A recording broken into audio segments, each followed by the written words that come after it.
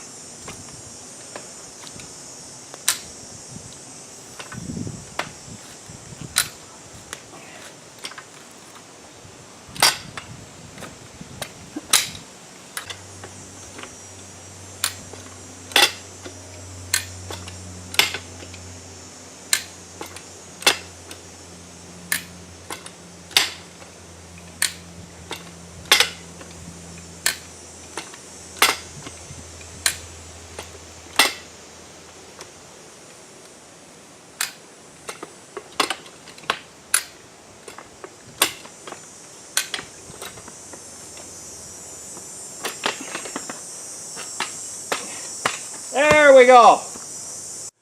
Okay, so what do you think? That wasn't too bad at all. Now I did kind of congest it into a couple little clips there. You have to kind of go back and forth on either side of the post. And as you can see here, if you just tried to take this right out of the ground, you know, as it is, it's too hard. And you have to just put the chain around here. You know, and if you don't have room to put the chain underneath, just dig a little bit into the ground first and get it underneath this collar right here. Because if you try and pull it right straight up, it won't come. You have to actually bend it left and right, this way and that way. And then finally, yeah, she's going to come out of the ground crooked, but she'll come out of the ground. Guys, it took me 10 minutes to take this post out of the ground. I think it's well worth getting one of these farm jacks, a little piece of chain, a board, away you go. So thanks for joining me here today. If you haven't seen this channel before, well, you're welcome to subscribe. Come back again now, eh?